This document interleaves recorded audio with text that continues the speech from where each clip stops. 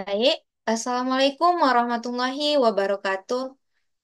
Selamat pagi dan salam sejahtera untuk kita semuanya.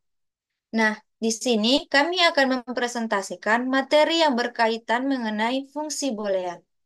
Nah, sebelumnya, perkenalkan kami dari kelompok 17 yang beranggotakan ada Aprilia Muladevi, ada Asni Silitonga, ada Hulwa. Nah, sebelum masuk ke pemaparan materi, ada sedikit nih mengulas sejarah fungsi dari boolean.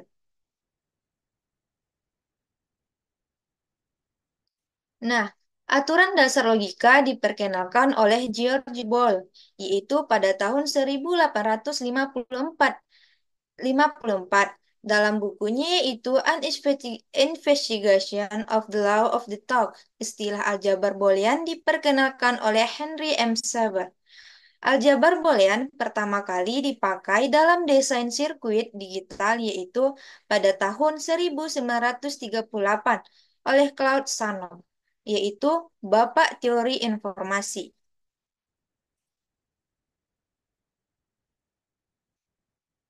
Nah, selanjutnya ada definisi dari fungsi Boolean. Nah, fungsi Boolean itu disebut juga dengan fungsi biner, adalah pemetaan dari himpunan B pangkat N ke, ke himpunan B melalui ekspresi Boolean. Kita menuliskannya sebagai fungsi dari titik 2 B pangkat N memetakan B. Nah, yang dalam hal ini B pangkat N adalah himpunan yang beranggotakan pasangan terurut ganda N atau order entrapel di dalam daerah asal B. Nah, setiap ekspresi Boolean tidak lain merupakan fungsi dari Boolean. Misalnya, sebuah fungsi Boolean adalah misalnya fungsi Booleannya X, Y, Z. Nah, sama dengan X, Y, Z ditambah X aksen, Y ditambah Y aksen. Nah, selanjutnya fungsi Boolean. Fungsi F memetakan nilai pasangan terurut ganda yaitu 3. Ada 3 variabel yaitu X, Y, dan Z ke dalam himpunan himpunan 0 dan 1. Nah, contohnya ada himpunan 1, 0, dan 1 yang berartikan X itu sama dengan 1, Y itu sama dengan 0, dan Z itu sama dengan 1. Nah, sehingga fungsinya itu 1 dikali 0 dikali 1 ditambah 1 aksen dikali 0 ditambah 0 aksen dikali 1 sama dengan, maka kita operasikan hasil dari, maka dapatlah hasilnya 0 ditambah 0 ditambah 1 sama dengan 1. Nah, contoh lain dari fungsi boolean yaitu fx sama dengan x. F, x, y sama dengan x aksen y ditambah x, y aksen ditambah y aksen. Selanjutnya, jika fungsinya x, y sama dengan x aksen y aksen, dan yang keempat ada x, y sama dengan x ditambah y di X tambah Y aksen, dan yang terakhir jika fungsinya X, Y, Z sama dengan X, Y, Z aksen. Nah, setiap P ubah di dalam fungsi boolean termasuk dalam bentuk komplemennya disebut literal.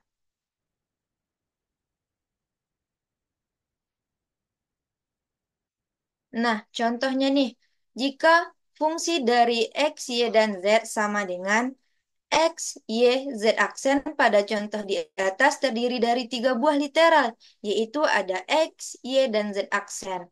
Nah, contohnya, diketahui fungsi boolean yaitu fungsinya X, Y, dan Z sama dengan X, Y, Z aksen. Nyatanya, nyatakan H dalam bentuk tabel kebenaran. Nah, untuk menyatakan itu dalam bentuk tabel kebenaran, maka jika fungsi booleannya dinyatakan dengan tabel kebenaran, maka untuk fungsi boolean n dari P ubah, kombinasi dari nilai P ubah adalah sebanyak 2. Nah, intinya terdiri dari 2 pangkat n. Ini berarti 2 pangkat n yang berbeda di dalam tabel kebenaran ini.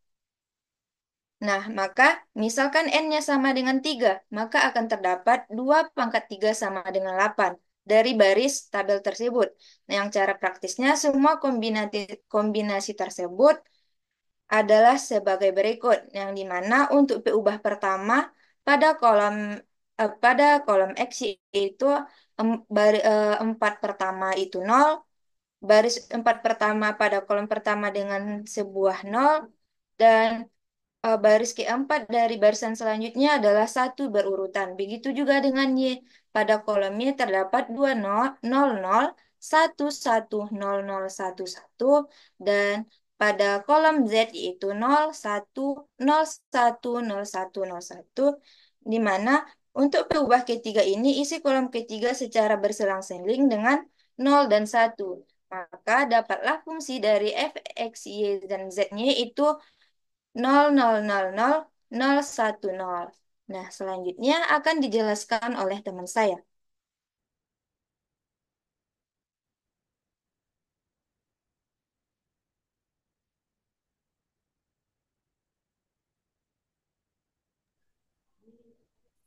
Baik, di sini saya akan menjelaskan materi komplement fungsi, yang dimana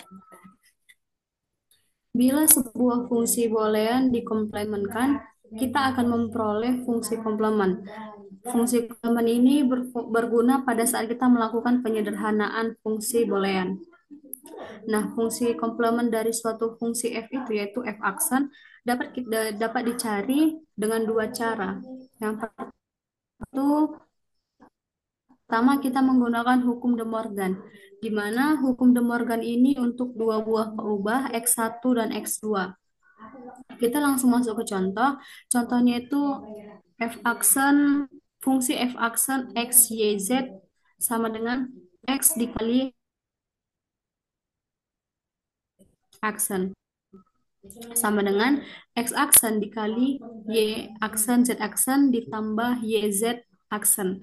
Sama dengan X aksen dikali Y aksen Z aksen dikali YZ aksen. Maka hasilnya itu adalah X aksen ditambah Y tambah Z dikali Y aksen ditambah Z aksen. Kemudian cara kedua, kita tentukan dual dari ekspresi boolean yang mempresentasikan F. Lalu kita komplementkan setiap literal di dalam dual tersebut. Sebagai contoh, kita misalkan fungsi X, Y, Z sama dengan X ditambah YZ. Maka dual dari fungsi F itu adalah X ditambah Y aksen Z aksen ditambah YZ. Maka komplement tiap literalnya itu akan menjadi X aksen ditambah Y tambah Z dikali Y aksen ditambah Z aksen akan sama dengan F aksen.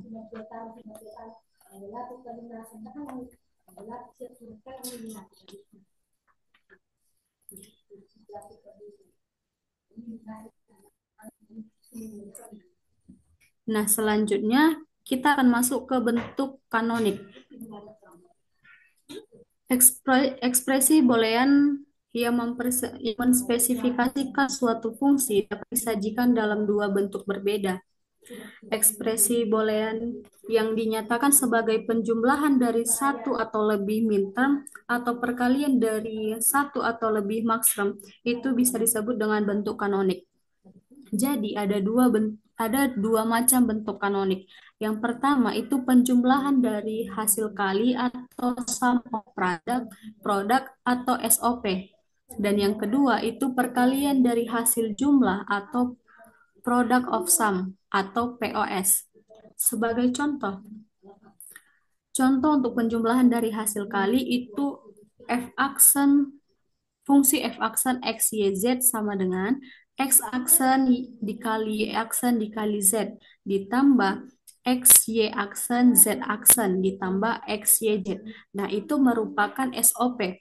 SOP itu adalah bentuk normal disjunctive atau disjunctive normal form, yang dimana setiap suku itu disebut dengan minterm.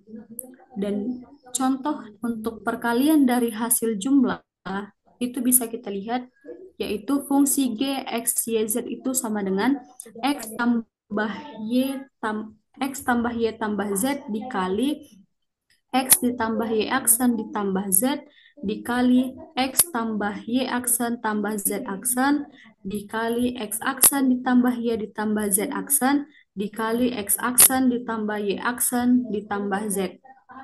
Nah, ini merupakan POS, di mana POS ini adalah bentuk normal konjungtif atau konjungtif normal form. Dan setiap suku dari perkalian hasil jumlah itu disebut dengan maksim.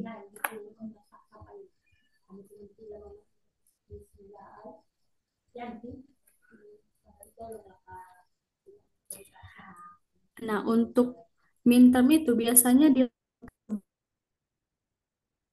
sedangkan untuk maksim itu dilambangkan dengan M besar. Jadi di sini ada setiap minterm atau maksim mengandung literal lengkap dua peubah. Bisa dilihat di PPT gambarnya itu, di mana jika X dan Y 0, maka untuk minterm itu sukunya itu menjadi X aksen Y aksen dan lambang M0. Dan jika dia dimaksud, maka sukunya itu akan menjadi X tambah Y dengan lambang M besar 0. Kemudian jika X-nya 0, Y-nya 1, untuk suku di minterm itu dia X aksen Y dengan lambang M1. Sedangkan di maksimnya dia sukunya akan menjadi X ditambah Y aksen dengan lambang M besar itu 1. Nah, jika X-nya 1, Y-nya itu 0, maka di minterm itu sukunya akan menjadi XY aksen dengan lambang M2. Di minterm itu M kecil ya.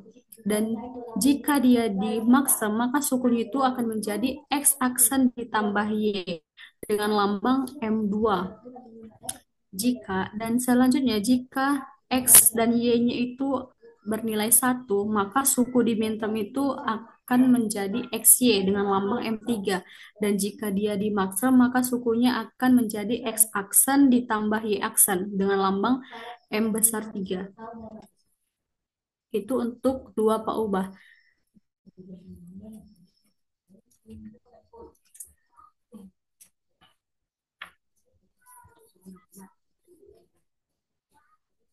Nah, selanjutnya kita masuk ke tiga peubah.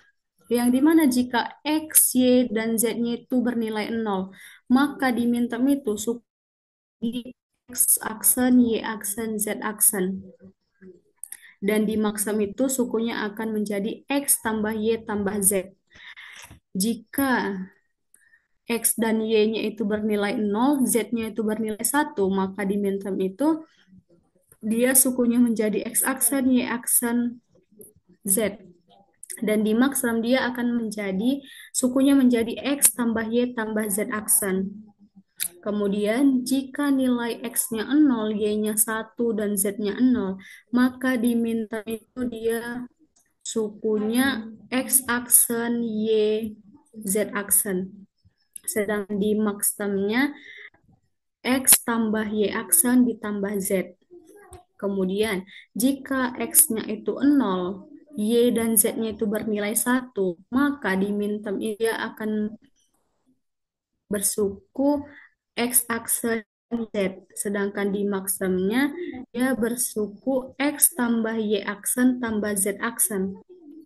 Kemudian jika nilai X-nya itu 1 dan nilai dari Y dan Z-nya itu 0, maka di minterm sukunya itu akan menjadi X, Y aksen, Z aksen.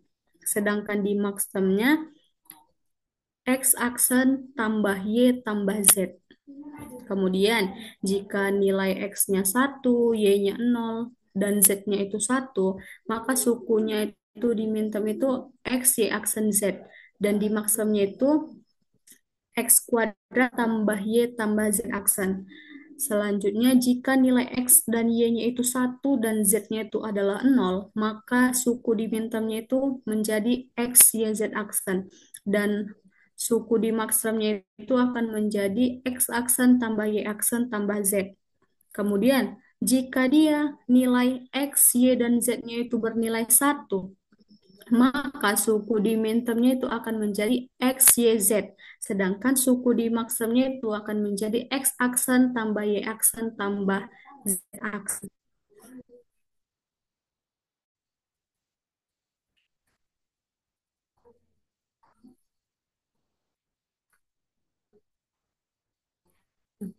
Untuk materi selanjutnya akan dijelaskan oleh teman saya.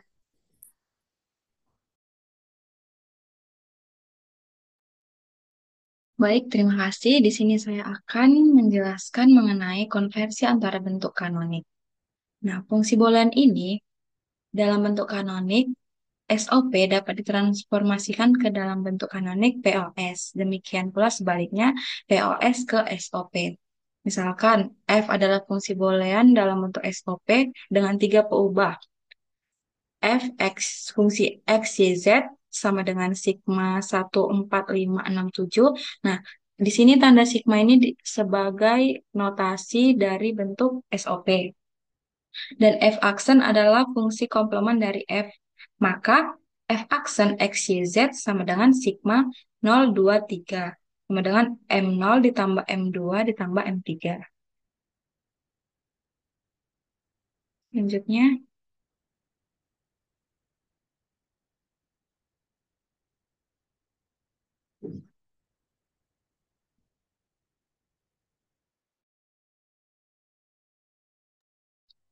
nah, dengan menggunakan hukum De Morgan tadi, dapat diperoleh fungsi F dalam bentuk POS-nya. Maka F aksen X, Y, Z ini menjadi F aksen X, Y, Z aksen. Sama dengan M0 ditambah M2 ditambah M3 aksen. Menghasilkan M0 aksen dikali M2 aksen dikali M3 aksen. Sama dengan M0-nya itu X, X aksen, Y aksen, Z aksen. Diaksenkan lagi. Dikali X aksen, Y, Z aksen, aksen. Dikali X aksen, Y, Z aksen. Sehingga operasinya menjadi X ditambah Y ditambah Z dikali X ditambah Y aksen ditambah Z dikali X ditambah Y aksen ditambah Z aksen. Sehingga M0, M2, M3 sama dengan prod 0, 2, 3. Nah, tanda ini itu apa namanya? Ini adalah notasi dari bentuk POS. Jadi, F fungsi X, Y, Z sama dengan sigma 14567 menjadi prot 0, 2, 3. Kesimpulannya, MJ aksen sama dengan MJ. Selanjutnya,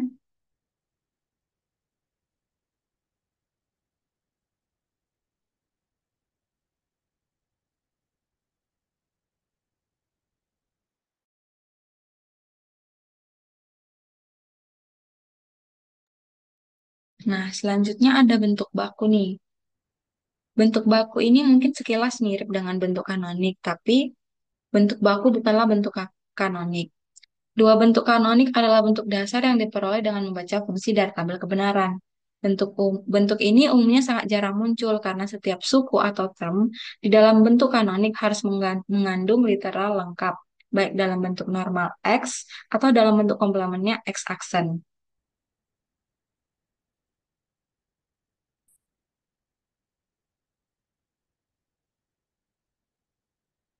Selanjutnya, nah ada dua tipe bentuk baku, yaitu sama seperti bentuk kanonik, tapi di sini yang membedakan tentunya ada kata baku dan kata kata kanoniknya.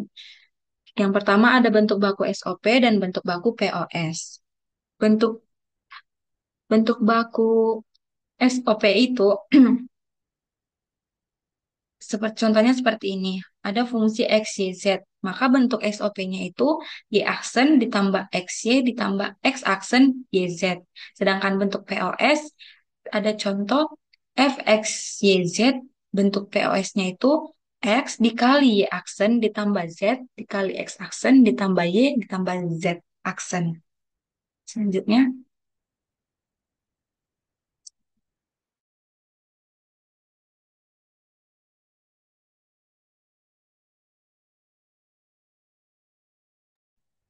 Nah, inilah yang membedakan bentuk kanonik dan bentuk baku tadi.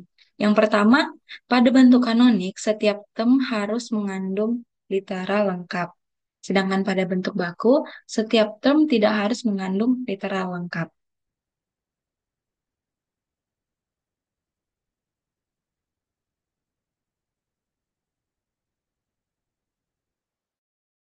Sekian yang dapat saya sampaikan. Selanjutnya saya serahkan ke moderator. Baik, sekian dari presentasi dari kelompok kami. Apabila terdapat kesalahan, kami mohon maaf. Sekian materi kami mengenai fungsi boolean. Kami tutup. Assalamualaikum warahmatullahi wabarakatuh. Selamat pagi semuanya.